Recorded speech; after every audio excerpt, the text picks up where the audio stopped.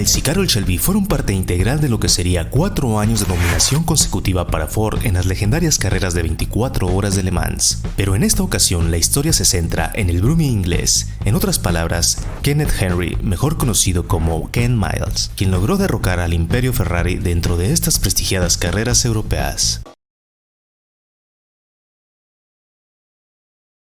Ken Miles nació el 1 de noviembre de 1918, 10 días antes de que la Primera Guerra Mundial terminara con las fuerzas de Birmingham en el Reino Unido.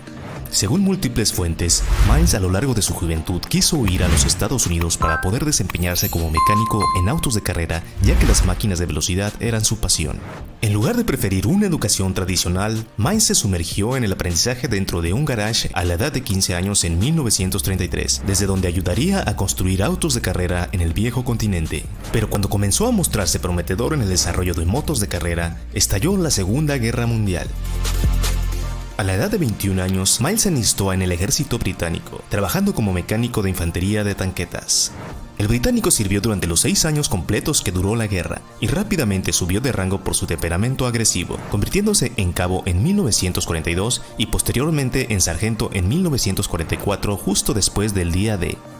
Día D es un término usado por los militares aliados de la Segunda Guerra Mundial para indicar el día en que se efectuó un ataque o una operación de combate. Cuando la guerra en Europa llegó a su fin en 1945, Miles se había perdido la posibilidad potencial de su vida, habiendo entregado esos años de su vida a ese acontecimiento histórico. En ese momento, Miles tenía 27 años de edad y sus posibilidades de convertirse en piloto de carreras disminuyeron drásticamente.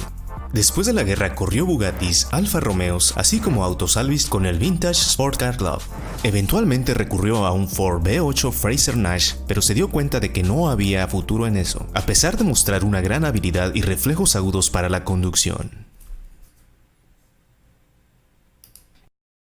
En 1951, a los 32 años, Miles se mudó a la costa oeste de Estados Unidos. Es aquí cuando se cruzaría con Carroll Shelby, que finalmente cambiaría su vida y la historia automotriz de América para siempre. En 1953, a la edad de 35 años, comenzó su carrera como piloto de velocidad tras el volante. Ese mismo año acumuló 14 victorias consecutivas en las carreras de la SCCA, en un auto basado en un MG de su propio diseño y construcción. Miles corrió en la división de la costa oeste, con la disciplina dividida por ubicación debido al hecho de que los conductores y los equipos no podían permitirse viajar al otro lado del país. Fue un comienzo relativamente pequeño, pero ya llamaba la atención por su desempeño no solo como piloto de carreras, sino también como un excelente mecánico. Miles continuó felizmente comprometido en esta categoría durante los próximos años. Sin embargo, en 1955 intentó lo que fue su primera participación en las 24 horas de Le Mans, compitiendo en la clase S1.5, que era efectivamente el tercer nivel. Sin embargo, terminó la carrera en quinto lugar, un resultado totalmente respetable para un novato en Le Mans. Miles también condujo autos Maserati, Ferraris, Triumph, junto con su habitual MG. Pero obtuvo sus mayores victorias en Porsche con 24 triunfos en total. En 1957 corrió el Porsche 550 RS en las 12 horas de Sebring, mientras continuaba con su preferencia hacia las carreras de resistencia. En la clase 1.5, nuevamente ahora la categoría del cuarto nivel, terminó en un excelente segundo lugar, solo una vuelta atrás de los ganadores de la carrera, también en un Porsche.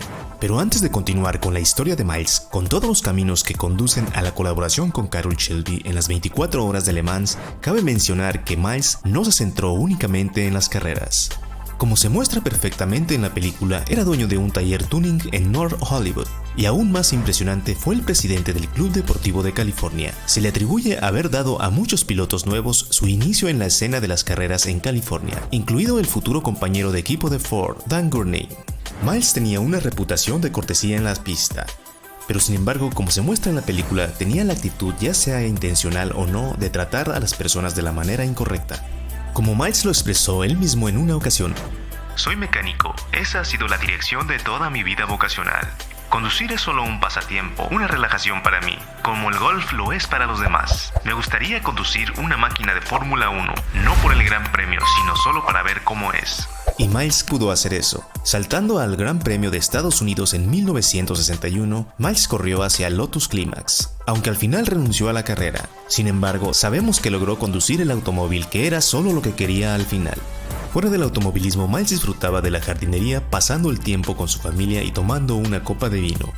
Pero como la película lo muestra correctamente, la recaudadora de impuestos cerró el taller de Miles a principios de los años 60 debido a que estaba lleno de incongruencias en sus declaraciones de impuestos. Debido a esto, involuntariamente se vio obligado a entablar una relación de trabajo con Carroll Shelby.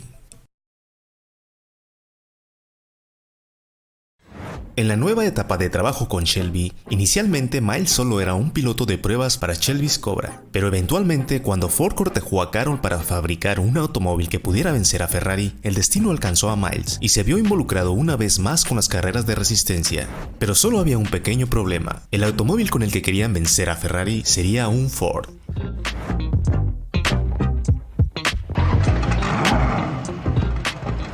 Antes de Le Mans, en 1966, Ferrari había ganado 6 ediciones consecutivas las 24 horas.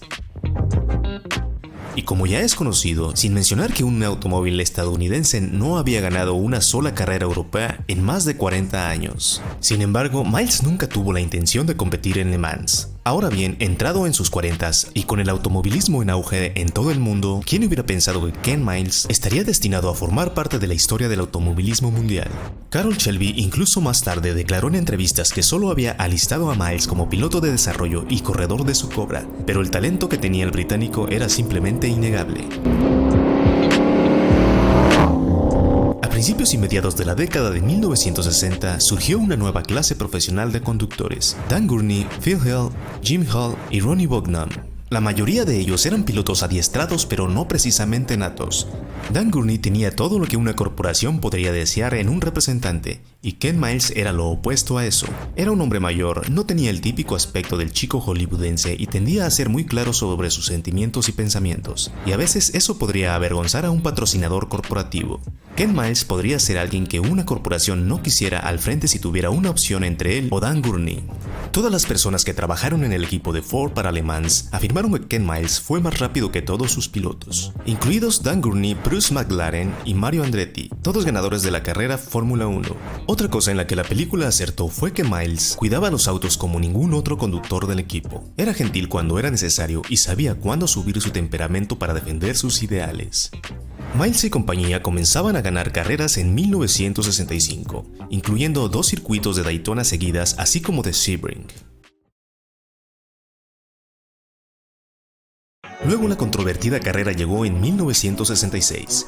Todos conocemos la historia de la famosa llegada 1, 2, 3. Ken Miles liderando por más de una vuelta, destinado a llevarse la victoria junto al futuro campeón de Fórmula 1, Denny Hulme. Fue orillado a reducir la velocidad por idea de Leo Vivi que le dio a Henry Ford II, por lo cual Miles redujo su velocidad para cooperar con el equipo y tener los 3 autos alineados al cruzar la línea de meta al mismo tiempo.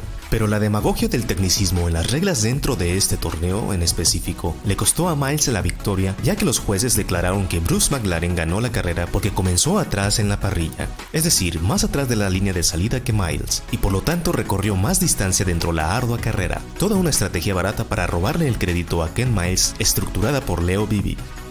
Pero McLaren y Amon contarían un lado diferente de la historia. Según ellos, habían liderado la carrera todo el tiempo, antes de la orden de Ford II de que llegaran los 3 autos al mismo tiempo, y redujeron la velocidad al ritmo indicado, pero señalaron que Ken Miles los había rebasado porque estaba ignorando la orden. Dieron la señal de lento para llegar 1, 2, 3 y no querían que compitiéramos entre nosotros, dijo Chris Amon al ser entrevistado. También comentó: y el querido viejo Ken Miles ignoró eso por completo.